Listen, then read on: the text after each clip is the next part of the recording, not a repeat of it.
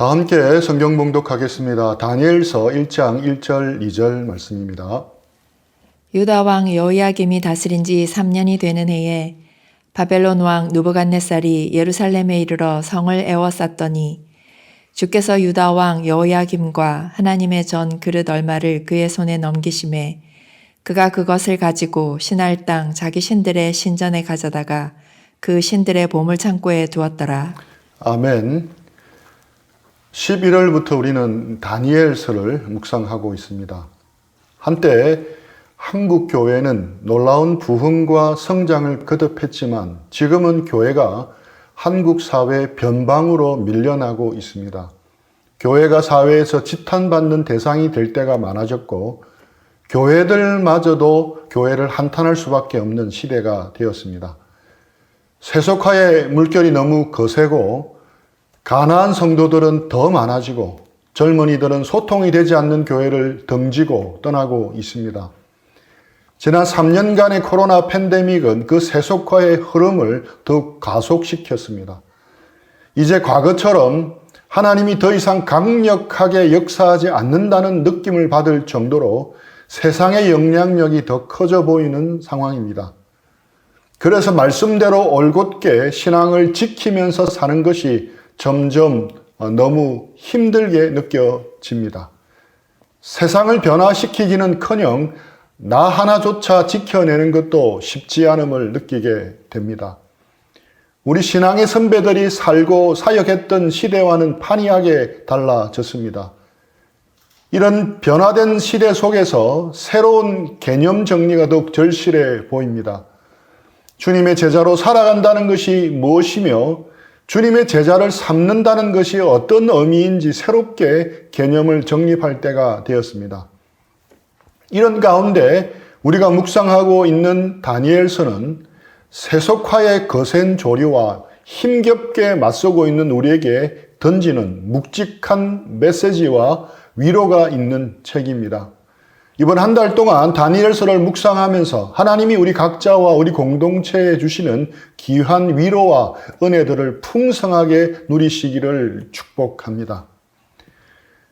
다니엘서는 크게 전반부와 후반부 두 개의 구조로 나눌 수 있습니다.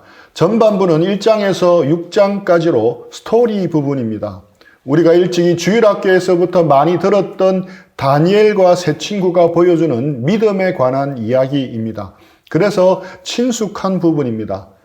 반전이 거듭되는 스토리 중심으로 이어지기 때문에 흥미있게 잘 읽혀집니다. 후반부는 7장부터 12장까지로 분위기가 갑자기 바뀝니다. 다니엘이 본 환상에 대한 것입니다. 묵시문학적 성격입니다. 묵시문학이 무엇입니까? 쉽게 말하면 계시문학입니다. 상징적인 표현을 써서 미래에 벌어지는 일들과 하나님의 심판을 드러내는 문학 장르입니다. 우리가 요한계시록을 요한묵시록이라고 부르기도 하는데 이처럼 묵시문학이란 종말과 미래에 일어난 일에 대한 계시의 내용을 담고 있습니다. 우리가 신약의 요한계시록을 제대로 이해하려면 구약의 다니엘서와 에스겔서를 먼저 잘 알아야 합니다.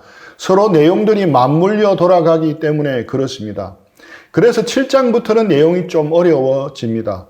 역사적인 배경도 알아야 되고 신학적 지식도 있어야 제대로 읽어낼 수 있습니다. 그렇지만 제대로 읽어내기만 하면 이 역시 묵직한 메시지와 큰 위로를 주는 말씀입니다. 또한 다니엘서는 두 가지 언어로 이루어졌습니다. 1장은 히브리어로, 2장에서 7장은 아람어로, 8장부터 끝까지는 다시 히브리어로 기록되어 있습니다.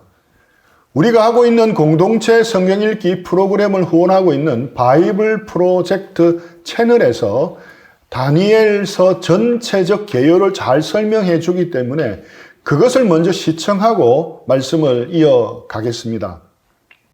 다니엘서. 이야기의 배경은 바벨론의 1차 예루살렘 침공 직후로서 그들은 도시와 성전을 약탈하고 이스라엘 사람들을 포로로 끌고 갔습니다. 그 중에는 다윗 혈통의 4소년이 있었는데 후에 벨드사살이라 불리는 다니엘과 흔히 바벨론 이름으로 알려진 세 친구 사드락, 메삭, 아벳느고였습니다. 이 책은 정복자의 땅에서 소망을 잃지 않고자 애썼던 그들의 이야기를 들려줍니다. 책의 구성은 처음에는 꽤 단순해 보입니다. 1장부터 6장은 바벨론에 잡혀간 다니엘과 친구들에 관한 이야기이고 7장부터 12장은 다니엘이 본 미래에 대한 환상을 묘사하고 있습니다.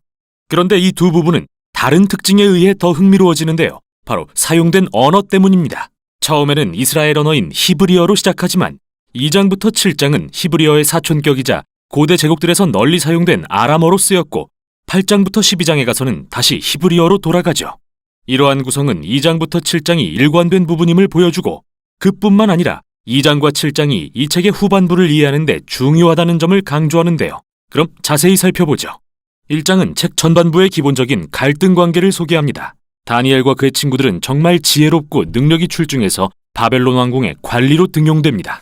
그러나 그들은 유대인의 정체성을 버리고 바벨론 사람들처럼 살면서 토라에 나오는 음식법을 거스르도록 강요당합니다. 그들은 이를 거절하고 율법에 순종하는 길을 택한 결과 위험에 처하게 되지만 하나님은 그들을 건지셔서 결국 바벨론 왕이 그들을 높이게 하십니다. 이제부터는 아람어 부분이 시작되는데요. 여기서 정말 멋진 대칭 구조를 보게 됩니다. 먼저 바벨론 왕이 한 꿈을 꾸는데 이 꿈을 해석할 사람은 다니엘밖에 없었습니다. 이 꿈은 4가지 금속으로 만들어진 거대한 신상에 관한 것으로서 각각은 역사에 등장할 왕국들을 상징하며 그 머리는 바벨론인데 마지막에 커다란 돌이 날아와서 그 신상을 부수고 그 돌이 큰 산이 됩니다. 이 꿈은 이 책에 등장하는 많은 상징적 환상 중 첫 번째로서 나머지 환상들의 기본적인 줄거리를 소개하고 있습니다. 다니엘은 이 신상이 바벨론과 이후에 등장할 일련의 왕국들을 나타내며 그들은 하나님의 세상을 폭력으로 채울 것이나 언젠가 하나님의 나라가 임하시면 오만한 세상 왕국들을 대적하여 낮추시고 세상을 하나님의 통치와 치유 그리고 공의로 채우실 거라고 말합니다. 그 후 3장에는 그 유명한 다니엘의 세 친구 이야기가 등장합니다. 그들은 거대한 신상 앞에 절하기를 거부했는데요. 이 신상은 2장에 나왔던 것과 같이 왕과 그의 왕권을 상징하는 것이기에 다니엘의 세 친구는 결국 타는 풀무불에 던져지게 됩니다. 그러나 하나님은 그들을 죽음에서 구하시고 왕에 의해 높아지게 하십니다. 왕은 이제 그들의 하나님을 진정한 신으로 인정하게 되죠. 그 후 2명의 바벨론 왕인 느부갓네살과 그의 아들 벨사살에 관한 이야기가 짝지어 나옵니다. 이 둘은 제국의 힘을 믿고 교만으로 가득 차 있었는데 2장에서와 같이 하나님은 이들에게 꿈과 환상을 통해 경고하시고 또다시 다니엘만이 이를 해석할 수 있었습니다. 그는 두 왕이 하나님 앞에 겸손해야 한다고 말했지만 오만하게도 그들은 듣지 않았죠. 그러자 느부갓네살은 광기에 휩싸이게 되고 결국 들의 짐승처럼 변해버립니다. 그러나 그 후 그는 하나님 앞에 자신을 낮추고 정신이 되돌아와서 왕의 자리를 회복합니다. 이와는 대조적으로 그의 아들 벨사살 왕은 하나님 앞에서 자신을 낮추지 않았고 결국 그날 밤 암살당하고 맙니다. 이 두 이야기는 창세기 1, 2장과 시편 8편의 이미지를 떠올리게 하는데 거기서 인간은 하나님의 형상을 닮은 왕 같은 존재로 묘사됩니다. 하나님은 인간에게 들짐승과 공중의 새를 다스릴 권세를 주십니다. 이 세상의 진정한 왕이신 하나님을 대신해서 말이죠. 그러나 인간의 왕국들이 이를 잊고 반역하여 자신과 권력을 신격화할 때 그들은 인간보다 못한 난폭한 짐승이 되어 하나님의 공의의 심판 앞에 서게 됩니다. 이 이야기는 3장과 짝을 이루는 6장으로 이어지는데요. 이번에는 다니엘이 박해를 받습니다. 왕을 신으로 섬기고 왕에게 기도하는 것을 거부했기 때문이죠. 다니엘 역시 세 친구처럼 사형을 선고받고 사자굴에 던져지지만 하나님은 그를 짐승들로부터 구해주시고 세 친구 때처럼 왕이 그를 높이고 하나님을 찬양하게 하십니다. 다음으로 7장은 2장과 짝을 이루면서 모든 주제가 한데 모이는 이 책의 중심부입니다. 또 다른 꿈이 나오는데 이번에는 다니엘의 꿈입니다. 아이러니하게도 그는 천사의 설명을 듣고서야 자신의 꿈을 이해합니다. 그의 꿈에는 4짐승이 등장하는데 하나는 사자, 하나는 곰, 그리고 하나는 날개 달린 표범 같았습니다. 이들은 각각 오만한 왕국들을 상징합니다. 맨 끝에 등장하는 거대한 짐승은 정말 악한 제국을 의미합니다. 이 짐승은 뿔이 많은데 보통 구약에서 뿔은 왕을 상징하죠. 여기 특이한 뿔 하나가 나옵니다. 그는 하나님보다 자신을 높이고 하나님의 백성을 핍박하는 오만한 왕을 상징하는데요. 이때 인자라고 불리는 존재가 등장합니다. 그는 하나님의 언약 백성을 상징하기도 하고 다윗의 가문에서 날 왕을 상징하기도 하죠. 그때 갑자기 옛적부터 계신 분이라 불리는 하나님이 오셔서 그의 보좌를 세우십니다. 하나님은 그 거대한 짐승을 멸하시고 구름을 타고 오시는 인자를 높이십니다. 인자는 하나님의 오른편에 앉아 하나님과 함께 열방을 통치할 것입니다. 자, 이제 되돌아보면 전반부의 이야기들이 어떻게 서로 맞물려 있는지 알 수 있습니다. 핍박에도 불구하고 순종했던 자들의 새 이야기는 열방에서 핍박당하는 하나님의 백성들에게 소망을 주기 위한 것입니다. 하지만 그들이 고통당하는 이유는 세상의 왕국들이 하나님을 거역하고 짐승처럼 되었기 때문이죠. 그래서 이 두 환상은 하나님의 백성에게 인내하면서 그의 나라가 임하여 세상을 통치하고 고통받는 백성을 신원해 줄 때를 기다리라고 권면합니다. 그런데 하나님께서 언제 그렇게 하신다는 건지 궁금해지는데요. 그게 바로 이 마지막 새 환상에서 살펴볼 부분입니다. 8장에서 다니엘은 7장에 나온 마지막 두 짐승에 대해 또 다른 환상을 보게 되는데요. 이번에 등장하는 짐승 중 순양은 메대와 페르시아 제국을 상징하고 순념소는 고대 그리스를 상징한다는 것을 천사가 말해줍니다. 그리고 순념소에게서 많은 뿔이 나오는데 그중 하나가 7장에 나오는 악한 왕을 상징합니다. 천사는 그 왕에 대해 더 많은 이야기를 해줍니다. 그가 예루살렘을 공격하고 자신을 하나님보다 높이며 우상으로 성전을 더럽힐 거라고 말이죠. 하지만 결국에는 하나님이 그를 멸망시키시고 하나님의 백성과 그의 나라를 높이실 것입니다. 이제 9장에 이르면 다니엘은 이 모든 일이 언제 일어날 것인지 매우 궁금해집니다. 그래서 그는 예레미야 선지자의 두루마리를 찾아보게 되는데 거기서 이스라엘의 포로 생활이 단 70년간 지속될 거라는 하나님의 말씀을 본 다니엘은 그 70년의 끝이 가까웠음을 깨닫고 하나님께 그 약속을 곧 이루어 주시라고 간구합니다. 그러나 천사가 와서 그에게 알려주길 이스라엘의 죄와 반역이 계속되어 그들의 포로 기간과 억압이 예레미야가 예상한 것보다 7배나 길어질 것이라고 하자 다니엘은 몹시 근심하게 되죠. 그리고 이제 마지막 환상을 보게 됩니다. 이제 왕국들이 다시 순서대로 등장합니다. 즉 페르시아, 그리스, 그리고 알렉산더 대왕 여러 작은 왕들, 그리고 마침내 북쪽의 마지막 왕에 이르는데 그는 예루살렘을 침공하고 성전에 우상을 세우며 하나님보다 자신을 높일 것입니다.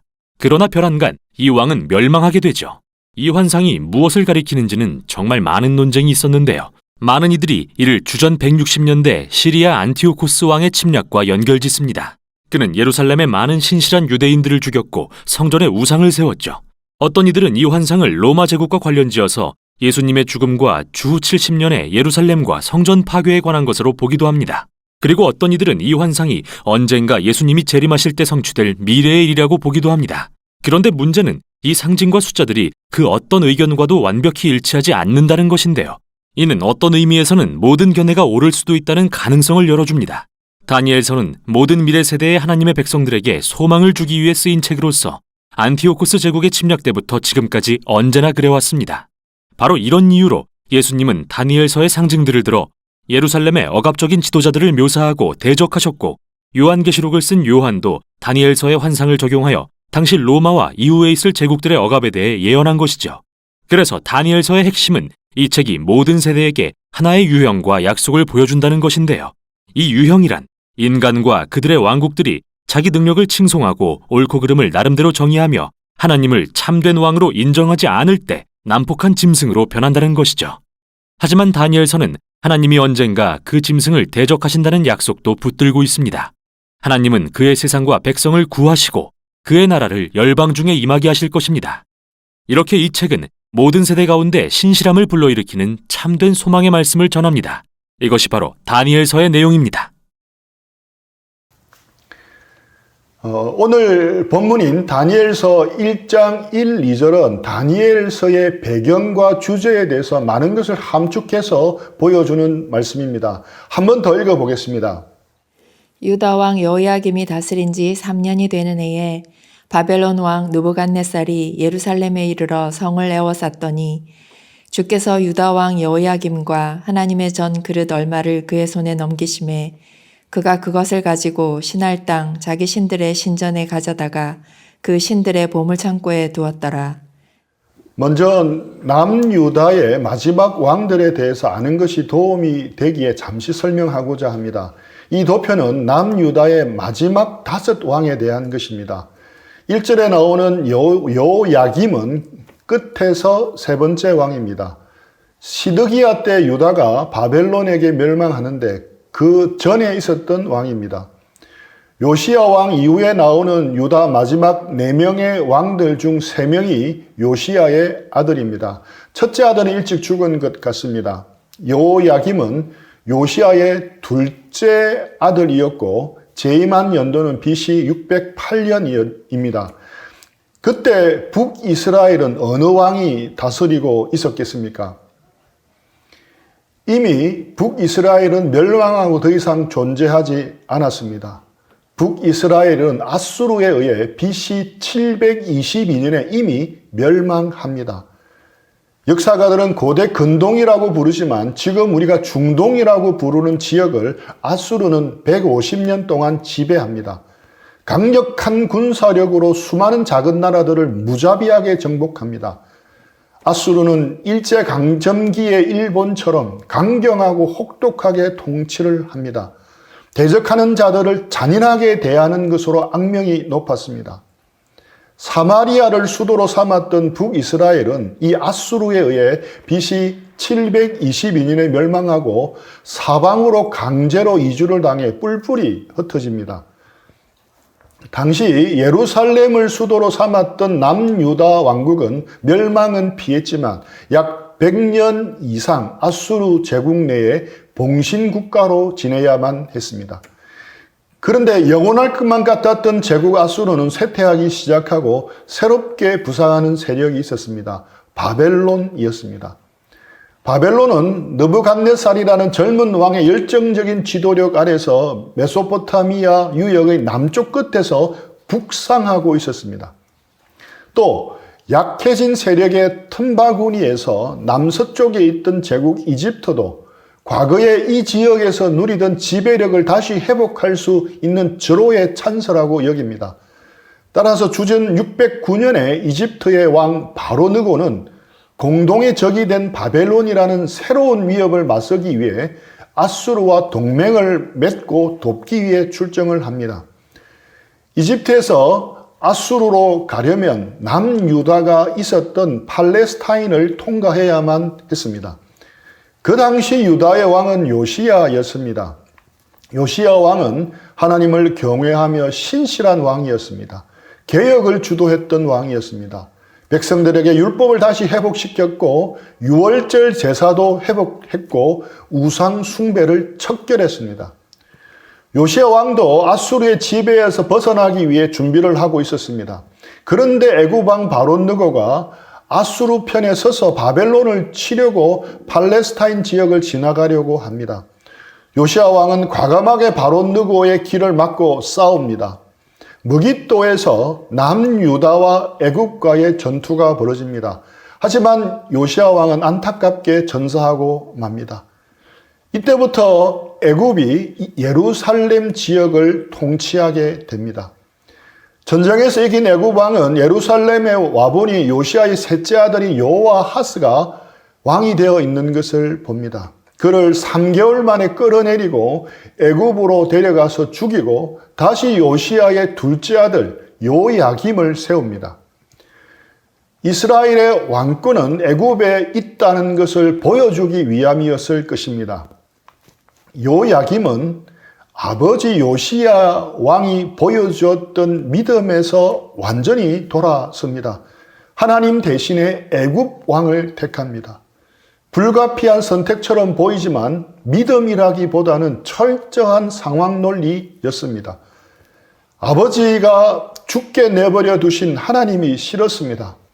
대신 아버지를 죽였지만 강력한 힘을 가진 애굽을 택한 것이 현명해 보였던 것입니다.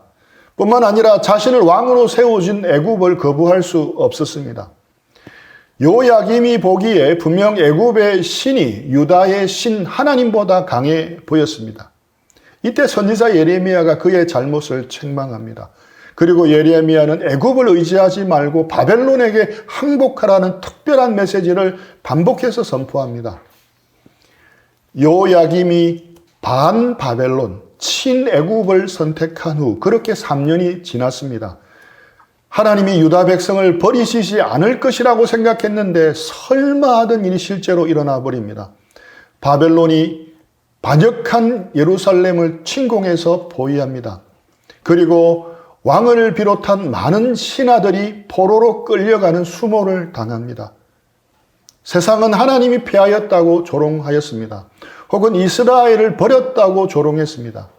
이에 대해 성경은 이렇게 말합니다. 다니엘서 1장 2절입니다. 주께서 유다 왕 여호야김과 하나님의 전 그릇 얼마를 그의 손에 넘기심에 그가 그것을 가지고 신할 땅 자기 신들의 신전에 가져다가 그 신들의 보물 창고에 두었더라. 1절이 객관적인 역사 서술이었다면 2절은 신앙의 관점에서 서술하고 있습니다. 주께서 그의 손에 넘기심에 하나님께서 이스라엘을 바벨론 왕의 손에 넘기셨다는 것입니다. 느부갓네살은 예루살렘 하나님의 전에 있는 그릇 얼마를 가져다가 자기 신들의 신전에 있는 보물 창고에 넣어 두었습니다. 당시 전쟁에 이긴 성정국들은 패전한 나라에서 섬기는 신을 가져다가 자기들의 신전 안에 두었습니다. 자기들의 신이 이겼다는 것을 의미합니다. 그런데 남유다는 가져갈 신상이 없었습니다. 왜 그랬겠습니까? 유대인들은 우상을 만들지 말라는 계명을 따라 신상을 만들지 않았기 때문입니다. 그래서 바벨론 왕은 신상 대신에 거룩한 제사에 사용되는 그릇 얼마를 가져다가 자기들의 신들이 있는 보물 창고에 넣어 두었던 것입니다. 아마도 거기에는 바벨론에게 패한 모든 나라의 우상이 모아져 있었을 것입니다. 바벨론 왕은 이제 유다의 신 여호와가 바벨론의 신 앞에 무릎을 꿇었다고 여겼습니다. 하나님의 백성들도 그렇게 생각했습니다. 망했다. 하나님이 졌다. 하나님이 바벨론의 신 마르둑에게 졌다고 생각했습니다. 그런데 성경은 이렇게 말합니다. 주께서 하나님의 전그릇 얼마를 그의 손에 넘기시네. 바벨론 왕이 전쟁에 이겨 힘으로 그렇게 한 것으로 보이지만 실상은 하나님께서 그렇게 하도록 허락하셨다는 것입니다. 바벨론 왕이 주도한 것이 아니라 하나님이 그렇게 하도록 허락하신 것입니다. 겉으로는 느부갓네살이 역사의 주인인 것처럼 모든 것을 좌지우지하는 것처럼 보이지만 실제로는 하나님이 역사의 주인이라는 것을 드러내고 있는 것입니다. 하나님이 빼앗긴 것이 아니라 허락하신 것이었습니다. 이것을 놓치면 안 됩니다. 완전히 버려진 것이 아니었습니다. 완전히 망한 것이 아니었습니다. 하나님이 바벨론 신에게 패배한 것이 아니었습니다. 이것을 할 때 우리는 위로를 받을 수 있습니다. 다니엘서를 시작하면서 처음부터 이것을 천명하고 있는 것입니다. 역사의 주인은 느부갓네살이 아니라 나다. 모든 것을 절대 주관하는 주권자는 나다라고 하나님이 말씀하시는 것입니다. 이것은 동일하게 지금 우리에게도 하시는 말씀입니다. 교회가 힘을 잃어가고 있지만 그래도 역사의 주인은 나라고 말씀하시는 것입니다. 다니엘서는 이런 말씀이 계속 반복되어 나타납니다. 1장 9절입니다. 하나님이 다니엘로 하여금 환관장에게 은혜와 긍휼을 얻게 하신지라. 하나님이 이 문장의 주어는 하나님입니다. 하나님이 다니엘로 하여금 환관장에게 은혜와 긍휼을 얻게 하신 겁니다. NIV 영어 성경을 보면 더 잘 드러납니다. 하나님께서 그 관원들을 움직여 다니엘에게 호의와 긍휼을 베풀게 하셨다라고 나옵니다. 문장 구조상 주어는 하나님이고 다니엘은 부사구에 불과합니다. 이뿐 아닙니다. 하나님이 힘을 주셔서 다니엘과 세 친구는 열흘 동안 왕의 음식을 먹지 않고도 지낼 수 있는 시험을 통과하게 됩니다. 그리고 나서 이 소년들의 삶에 대해서 말씀하는 부분에 또 나옵니다. 1장 17절입니다. 하나님이 이 네 소년에게 학문을 주시고 모든 서적을 깨닫게 하시고 지혜를 주셨으니 다니엘은 또 모든 환상과 꿈을 깨달아 알더라. 하나님이 이 역시 하나님이 주어입니다. 학문을 주시고 깨닫게 하시고 지혜를 주시는 분은 하나님입니다. 네 소년에게 내 소년 역시 주어가 아니라 부사구입니다. 다니엘이 환상과 꿈을 깨달아 알게 된 것은 그것에 대한 결과일 뿐입니다. 다니엘서는 계속 이런 패턴이 반복되어 나타납니다. 1장에서 6장에 이어지는 6가지 중요한 사건들마다 다니엘서가 드러내고 있는 것은 바로 하나님입니다. 다니엘과 세 친구가 아닙니다. 제국의 왕들이 느부갓네살이나 벨사살, 다리오 왕도 아닙니다. 오히려 다니엘과 세 친구들은 무력해 보이고 당하기만 하는 것처럼 보입니다. 제국의 왕들이 주권자가 아니라 하나님이 모든 것을 다스리고 주관하시는 분이심을 드러내어 보여줍니다. 결국 하나님이 자기 백성을 위해 일하고 계심을 드러내는 것입니다. 이것이 무슨 의미입니까? 세상 속에서 힘겹게 믿음을 지켜나가는 우리 믿는 자들을 격려하고 확신을 주고자 하는 것입니다. 1장에서 6장의 스토리로 이루어지는 전반부에 나오는 여러 이야기들은 우리에게 거듭거듭 질문을 던지게 만들고 있습니다. 우리의 삶을 의탁해야 할 참된 주권자는 누구인가? 우리가 믿고 따라야 할 참된 왕은 누구인가? 이것에 대해 반복해서 묻습니다. 그리고 그 답을 보여줍니다. 우리가 이번에 다니엘서를 묵상하면서 우리는 다니엘만 보면 안 됩니다. 다니엘의 세 친구만 보면 안 됩니다. 그들이 손을 들어 가리키는 하나님을 바라보아야 합니다. 다니엘서의 진짜 주인공은 다니엘과 세 친구가 아니라 하나님이라는 사실입니다. 우리가 다니엘서를 통해 주목해야 하는 것은 다니엘과 세 친구의 성공과 형통이 아닙니다. 하나님입니다. 그런데 많은 경우 우리는 다니엘과 세 친구의 성공과 형통에만 주목하기 쉽습니다. 우리에게는 이런 논리가 있는데 잘못된 것인지 바른 것인지 한번 생각해 보십시오. 하나님만 의지하고 기도하니 하나님께서 복을 주셔서 총리가 되게 해주시고 높은 자리에 오르게 해주셨습니다. 그 성공과 형통을 통해 하나님께 영광 돌렸습니다. 그래서 하나님께 영광 돌리는 삶을 살려면 공부를 잘해야 합니다. 실력이 있어야 합니다. 남들보다 탁월해야 합니다. 좋은 직장과 좋은 집에 반듯하게 살 만큼 잘 벌어야 합니다. 하나님을 신실하게 믿고 의지하면 우리도 이렇게 다니엘처럼 될 수 있습니다. 이것이 우리가 다니엘과 세 친구에게 받아야 할 교훈이며 위로입니까? 아닙니다. 이것은 올바른 묵상과 적용이 아닙니다. 우리가 위로받아야 하는 것은 다니엘이 바벨론의 총리의 자리까지 오른 것이 아닙니다. 다니엘이 받은 복, 성공만 보면 안 됩니다. 다니엘은 지속적으로 하나님을 가리키고 있습니다. 이 일을 행한 분은 자기 자신이 아니라 하나님이라고 계속 하나님을 가리킵니다. 그런데 우리는 가리키는 하나님을 보지 않고 계속 다니엘의 손가락만 보고 있습니다.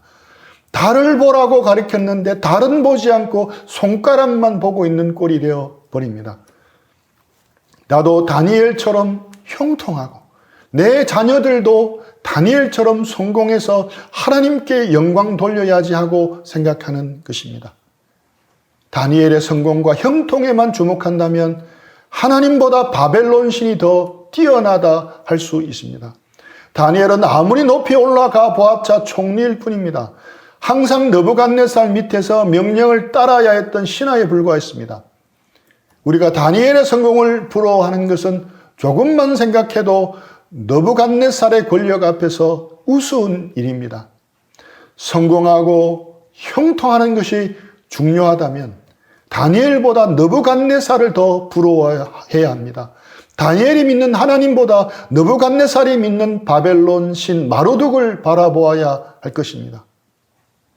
그렇다면 다니엘의 진정한 형통은 무엇입니까?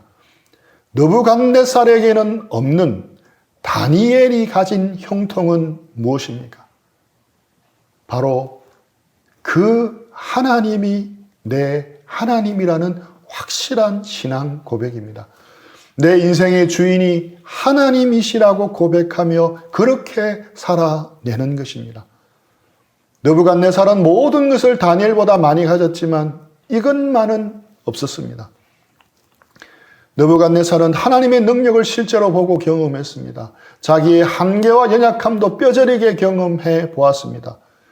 금도 은도 돌 하나에 부서지는 계시를 보았습니다. 그럼에도 불구하고 느부갓네살에게 하나님은 항상 너희 하나님, 내 하나님이었습니다. 그가 찬송한 것은 다니엘의 하나님, 사드락, 메삭, 아벳느고의 하나님이었습니다. 그 하나님이었습니다. 자신의 하나님, 나의 하나님이라는 고백이 없었습니다. 느부갓네살은 하나님이 자기 인생의 주인됨을 인정할 수가 없었습니다. 다니엘이 가졌던 진정한 형통은 무엇입니까? 믿음입니다. 바로 역사의 주관자이신 하나님을 자신의 인생의 주인으로 모시고 사는 신앙이었습니다. 이것이 우리가 주목해야 하는 다니엘의 형통이고 성공입니다. 다니엘서는 이것을 우리에게 거듭거듭 가르치고 있는 것입니다. 다니엘서는 어떻게 다니엘이 세상에서 인정받아서 권력과 재물을 얻게 되었는가를 말하는 것이 아닙니다. 대신 어떻게 다니엘이 하나님의 주님 되심을 인정하며 살았고 그것을 경험하게 되었는가 하는 것을 우리에게 보여주는 책입니다. 다니엘서를 묵상해 나가면서 우리는 이것을 놓쳐서는 안 될 것입니다. 다니엘처럼 열심히 공부하고 성실하게 일해서 세상에서 인정받고 높아진다면 좋은 일입니다. 굳이 마다할 이유는 없습니다. 하지만 우리가 주목해야 할 훨씬 더 중요한 일이 있습니다. 바로 지금부터 우리의 삶의 주인이 하나님이심을 인정하며 사는 것입니다. 가난해도, 똑똑하지 못해도, 좋은 대학에 다니지 못해도, 좋은 직장에 다니지 못해도 결코 그것이 하나님의 영광을 가리지 않습니다. 약해도, 쪼들리고 힘겹게 인생을 살아가더라도 다니엘의 하나님이 내 하나님이라는 고백을 하며 살아내는 것이 하나님께 영광이 되는 일입니다. 이것이 진정한 형통이고 성공입니다. 이것이 진정한 복입니다. 다니엘서는 이것을 우리에게 말하고 싶은 것입니다. 물론 하나님을 주인으로 모시고 살면서 세상에서도 인정받으며 살면 좋겠죠. 하지만 우리가 집중해야 할 것은 전자이지 후자가 아닙니다. 여러분은 여러분의 삶의 주인이 하나님이심을 인정하며 살아가고 있습니까? 때로는 이해가 되지 않는 고난과 역경과 어려움이 있다고 하더라도 나의 모든 삶을 주님이 다스린다는 것을 인정하며 살아가고 있습니까? 혹시 그렇게 드리지 못한 영역이 지금 떠오르십니까? 주님을 의뢰하고 기도하면서 말씀 붙잡고 순종하십시오. 앞으로 계속 다니엘서를 묵상하면서 보여주시는 것에 순종하십시오. 이것이 형통이며 성공입니다. 지금은 말씀대로 살고 주님의 제자답게 살아가는 것이 과거 어느 때보다 더 힘든 시대가 되었습니다. 마치 소수의 다니엘과 세 친구가 거대한 이방 나라 바벨론에게 맞닥뜨린 환경과 비슷하리라 생각합니다. 이런 시대 속에서도 우리 모두 하나님을 우리의 삶의 주인으로 모시고 하나님의 말씀대로 살아가는 제자의 삶의 진보가 나타나기를 축복합니다. 다니엘과 세 친구처럼 서로 기도하며 격려하기를 축복합니다. 그래서 우리 함께 모든 것을 주관하시는 하나님을 바라보며 믿음의 삶을 올곧게 살아가기를 축복합니다. 우리 들은 말씀 생각하면서 잠시 기도하고 적용하겠습니다.